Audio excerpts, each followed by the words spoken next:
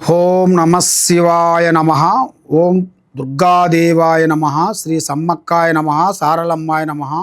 కుర్రు కుర్రు కొండదేవత అంబ పలుకు, జగతంబ పలుకు, సమ్మక్క పలుకు, సారలమ్మ పలుకు, వనదేవత పలుకు, జాయ్ కొండదేవత పలుకు.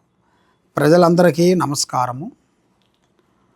మరి నాగ సర్ప శాపము మనిషికి ఏ విధంగా ఆ శాపం అనేది తగిలిన తర్వాత ఆ శాపం అనేది మనిషికి రకరకాలుగా ఇబ్బందులు పెడుతుంటారు. మరి ఆ శాపం వల్ల వాళ్ళ జీవితంలో, వాళ్ళ కెరీర్లో చేయాల్సిన కొన్ని పనులు, ఆరోగ్య సమస్యలు కానీ, కుటుంబ సమస్యలు కానీ, సంతాన సమస్యలు కానీ, భార్యాభర్తలు ఇడిపోవటం కానీ, మరి కుటుంబంలో సంతానం వచ్చి మిస్ కావటం కానీ, ఇలాంటి సమస్యలతో చాలామంది సతమతం అయిపోతున్నారు. మరి ఈ నాగసర్ప దోషం అనేది సామాన్యమైనది కాదు. ఈ దోషం వలన ఒక మనిషి అది ఎలా వస్తుంది అనేది జనాలకందరికీ ఒక ప్రశ్న. అయితే ఒక నాగుపాముని చంపటం కానీ, ఒక సర్పాన్ని చంపటం కానీ, ఒక జీవిని చంపటం కానీ జరిగినప్పుడు ఆ శాపం అనేది మనిషిని వెంటాడుతుంటుంది.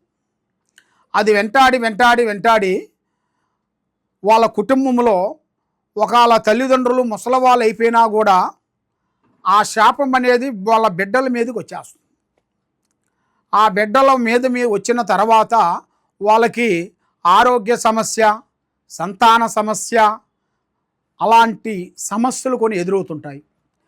మరి ఈ సమస్యకి మెయిన్ కారణము ఏమి చేస్తే దీనికి పరిహారం అవుతుంది, మరి ఎలా దేవుణ్ణి పూజించాలి, ఏ దేవుణ్ణి పూజించాలి, ఏ దేవుణ్ణి ఆరాధించాలి, ఈ సమస్యకి కారణం ఏమిటి అనేది చాలామందికి ఒక ప్రశ్న. ఈ సమస్య, ఈ దోషానికి సంబంధించిన ప్రశ్న ఒకటి, వాళ్ళు చేసిన పాపం అది వెంటాడుతుంటుంది. మరి అది చేసిన ఆ శాపం అనేది మామూలుది కాదు. అది ఏ విధంగా ఒక విధంగా కుటుంబంలో మనశ్శాంతి లేకోకుండా మానసికమైన ఒత్తిళ్లు చేసి కుటుంబాన్ని మనశ్శాంతి లేకోకుండా చేసేస్తుంటుంది. దాని వలన వాళ్ళు ఎన్ని పూజలు చేసినా, ఎన్ని గుళ్ళకి వెళ్ళినా, ఎక్కడికి పోయినా వాళ్ళకి మనశ్శాంతి అనేది ఉండదు. మరి దానికి ఏమి చేయాలి? మీరు దగ్గరలో ఉండాల్సిన దేవుడు గుళ్ళు దగ్గరికి వెళ్ళి, దగ్గర ఉండాల్సిన పుట్టల దగ్గరికి వెళ్ళి కొంతమంది పాలు పోసి, మరి నాగుల సమితి రోజున కొంతమంది పాలు పోసి గుడ్డు పెట్టి పాలు పోసి నమస్కారం చేసి వస్తుంటారు. అది ఎందువల్ల? శాంతి గురించి. కాబట్టి ఇది శాపము. మరి ఈ శాపాన్ని మనం దాన్ని తీసేసుకోవాలనుకుంటే దీనికి చేయాల్సింది శ్రీకాళహస్తిలో ఆదివారం అమావాస్య రోజున మేము అక్కడికి పూజాబలం చేస్తుంటాము. ఆ పూజా బలం ఎలా ఉంటుందంటే, నాగదేవత నాగబంధనం వేస్తాము.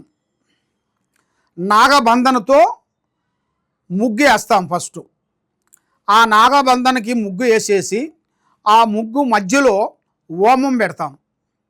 ఆ హోమం పెట్టేసి మరి ఈ శాపం కలిగిన వాళ్ళ పేరు, వయసు, ఫోటో మాకు ఇస్తే మేము ఆ హోమంలో దగ్గరలో పెట్టి మేము మంత్రాలతో పూజాబలం చేసి దానికి కట్టడి కట్టి వాళ్ళకి ఎన్ని సంవత్సరాల నుంచి ఉన్న శాపము ఆ శాపాన్ని శాంతం చేయాలి. శాంతం చేయాలంటే దానికి భూమంజనం, ఆకాశంజనం, జ్యోతంజనం, ఈ 3 అంజనాలు చేయాలి.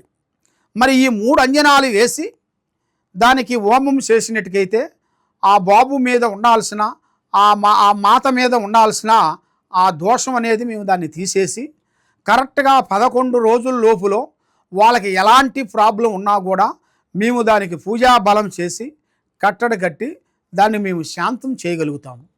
కాబట్టి మీరు ఎక్కడెక్కడో పోయి పూజలు చేయించుకొని బాధపడుతూ మీరు పని కాలేదు, నేను ఆ గుడికి వెళ్ళాను, ఈ గుడికి వెళ్ళాను, అక్కడికి వెళ్ళాను, ఇక్కడికి వెళ్ళాను, ఏ గుడికి వెళ్ళినా కూడా నాకు పని కావటం లేదు అని చాలామంది బాధపడుతూ ఉంటారు.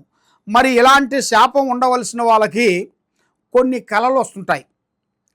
స్వప్నంలో నాగదేవత పాము ఎంటబడినట్టుగా, కాళ్ళల్లో చుట్టుకున్నట్టుగా, పైన వచ్చి కూర్చున్నట్టుగా, కాటు వేసినట్టుగా, ఎమ్మట పడినట్టుగా ఇలాంటి కళలు వస్తుంటాయి. మరి అలాంటి కళలు వచ్చినప్పుడు మరి మీరు భయపడాల్సిన పనేం లేదు. కాబట్టి దానికి చేయాల్సిన శాంతకట్ట అనేది ఒకటి ఉంటుంది. కాబట్టి ఆ శాంతకట్ట అనేది మేము చేస్తాము. మీకు ఏ సమస్య ఉన్నా, ఎక్కడున్నా, ఏ ఊరిలో ఉన్నా మాకు ఒకసారి సంప్రదించినట్టుకైతే, ముందు మీ పేరు, వయసు, మీ ఫోటో మాకు పంపించినట్టుకైతే అసలు ఈ దోషం ఎలా వచ్చింది, అది మీదా, మీ ఇంట్లో ఉండవలసిన వాళ్ళదా, అసలు సమస్య, మరి ఈ సమస్యకి మార్గం ఏం చేస్తే దీనికి శాంతం అవుతుంది, మరి ఈ పూజ చేస్తే అది పోతుందా పోదా, మరి ఏం చేయాలి అనేది ముందు నిర్ధారణ చేయాలి. ఆ నిర్ధారణ చేయాలంటే మాకు కావాల్సింది డేట్ ఆఫ్ బర్త్, పుట్టిన సమయము, పుట్టిన టైము, మీ ఫోటో ఈ నెంబర్కి నాకు పంపించాలి.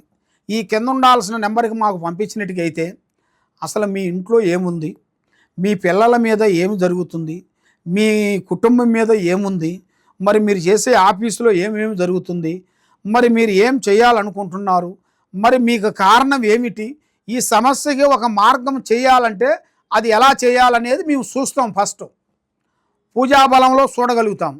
ఆ పూజాబలంలో చూసిన తర్వాతే ఈ పూజ అనేది చేయాలి. అంటే అది ఎప్పుడు పడితే అప్పుడు, ఎక్కడ పడితే ఎక్కడ అది చేసే పూజ కాదు.